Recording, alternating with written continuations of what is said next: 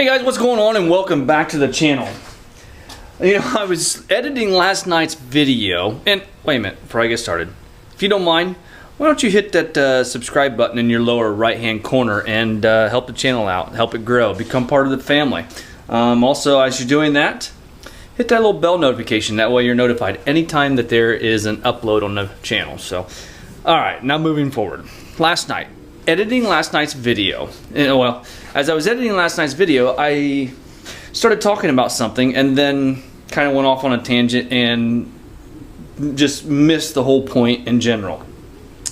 I was talking about my crown. You know, I do this every year. It's just a way for me to preserve my truck and keep it in the shape that it's in for being in a northern state. But anyway, what I was going to ask was, do you think it's necessary, you know, after I spray it, it turns everything, I mean, it looks like new under here.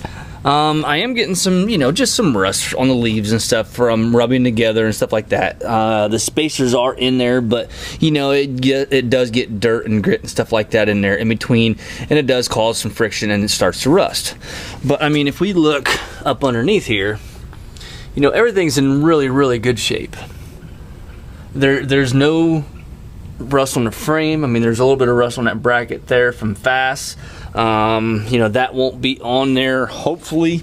Well, not hopefully. I don't want to have to pay for a new FASS, but there won't be a new FASS put on there. Probably it'll be an air dog.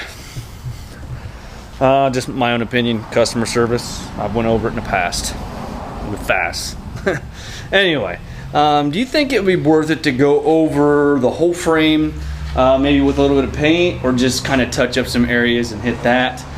It's in pretty good shape. Go back to last year's video when I crowned the truck, and you can see the difference it made from spraying the crown treatment on there to just you know, just putting some paint on it, undercoating it. You know, I have thought about taking it and having it undercoated too, but I just don't know. You know, I am going to shoot the wheel wells. Those are looking kind of grayish. I don't like the way they look. So I am going to take some paint, you know, and spray this area here. You know, that bracket there needs some attention, needs some paint. Front wheel wells are the same way. You know, they're getting gray. I forgot to go over to Speckman's and see about the sway bar end link bushings too. So yeah, just, you know, hit me up in the comment section, let me know. You know, it looks really, really good after I'm done spraying it with crown. It looks like I just painted it to begin with. You know, that's a 1 year application. I'll put a link in the description below for their website. It's a Canadian-based website, and you know, they've developed this to help with the corrosion up in their area.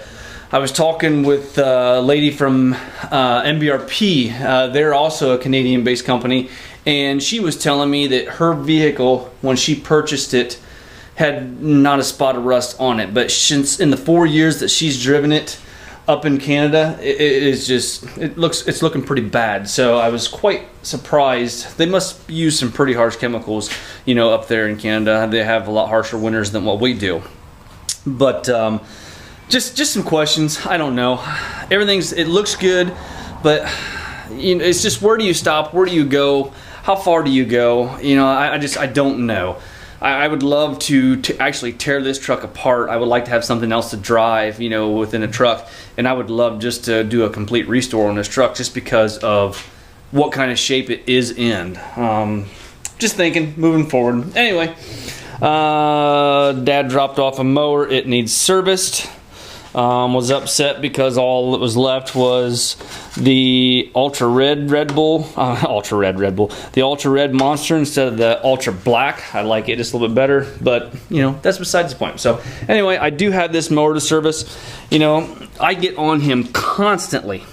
This is how I get stuff. This is pretty good. This isn't too bad under here. You know, this stuff breathes by air moving up through it. There's fans down there, and that pulls air up through and cools these pumps off. You saw me just a few weeks ago. I had to rebuild the pump on this one, and the 44-inch, you know, that pump needs rebuilt on that one. So, you know, this needs service. they're a little harsh on their service recommendations, I believe. It's every 100 hours is what Dixie Chopper recommends. So I think that's a little bit harsh. So I do need to get, the last time this was serviced was at 940 hours. This hour meter here, I need to pull these 3 screws out because I think it's falling out, and re-glue that in there. This unit is a 2011, I believe, and we got just a little over 1,000 hours on it, so it's not doing too bad. The 44-inch has almost 2,000 hours on it, so you know, it's just about to the point to where it's going to need replaced. Anyway, just kind of moving forward, I just had some questions about that. Also, center caps. I asked the comment, I asked for you guys to comment, I asked for you guys' opinion. I think I'm going to go ahead and put the center caps back in. I did measure again to see how much I could cut off as far as, you know, bringing them back in just a little bit. But, you know, as I'm measuring, the fronts would be awesome. I could tuck the fronts way in there, and, you know, you just wouldn't even, I could tuck the front clear into here if I wanted to. Because there's no hub there like there is in the back. I don't know. I can only cut about 1/2 inch to 3/4 of an inch off of the back side. Another thing I just thought about too, I don't think it would look right though, is just taking these caps here and fastening these to the rear hubs themselves, because these caps do come off. It's a 2-piece design. You know, I did go out there and measure to see how much I could cut off, and I'd only be cutting off maybe a 1/2 inch. So I just don't know. It did look cool. I wish I had some pictures. I do have a picture of that Jeep, but you can't. Every time you zoom in, it gets real distorted and you can't see. That was a Jeep XJ, which is just a boxy style Cherokee, and I had the wagon wheels on it, and I was able to actually cut those down to where only about 1.5 inches stuck out beyond the wheel, and it looked really, really good. If you don't remember, I did a video a while back about cutting those down. I don't know if I still have the pieces in here or not. Right here they are. That's what I did right there on that Jeep. Basically, you cut that down, and then I did all them marks in there, and then you just take and hammer that over, and then that goes behind the wheel and stays there. See, this would work on the front, no worries at all. And then this gets clipped into there is how that works. This was just an extra one because I was missing one of these plastic caps and had to buy a new one and got it on eBay. You know, if I could cut all of them down like that, that would be flipping awesome. But I gotta have so much room to, you know, hide these hubs in the rear. Anyway, that's where I'm left at. You know, it's just an awfully lot of work to go through for, you know, 1/2 inch, 3/4 of an inch, right around in there. We'll see. I'm not certain on what I'm gonna do. I need to start working on this too. This has been sitting for 5 years, and the lady just wants it running again, so I'm gonna have to, and she did run it empty as far as fuel, but I still smell some stale gas down inside the gas tank, so there must be some gas left within the bowl of the carburetor. So I am gonna have to clean that off, or I'm sorry, take that off and get that cleaned out. Just basically do a service on it, do an oil change, stuff like that. So right now I just gotta go grab my pan and start getting the oil drained on this. Dixie Chopper makes it pretty nice. They have a little cap over here. You just pull this off, and then I put a hose on there, and it drains the oil out that way. And you just pull this little red plunger out, and I put that little clear hose on and drain it.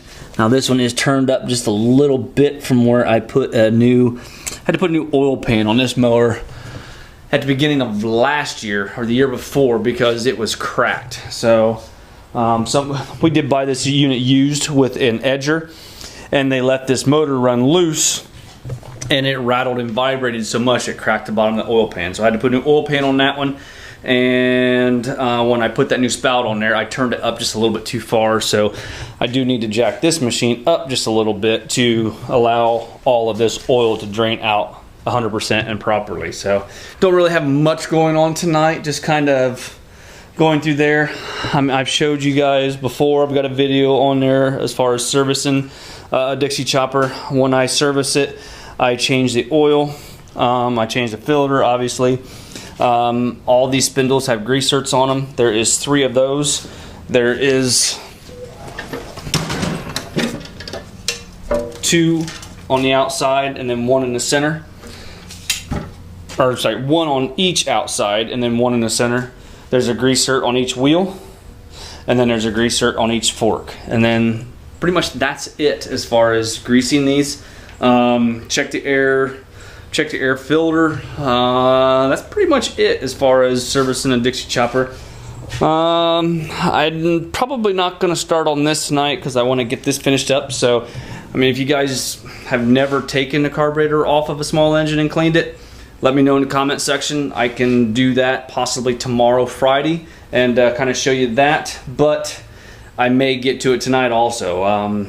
You know, thinking about it, she needs this mower on Saturday. I'm going to be gone Saturday, but I could do it Friday morning too. So anyway, hit me up in the comment section. Let me know what you think. Other than that, that's pretty much all I have. Let me know about the frame on my truck.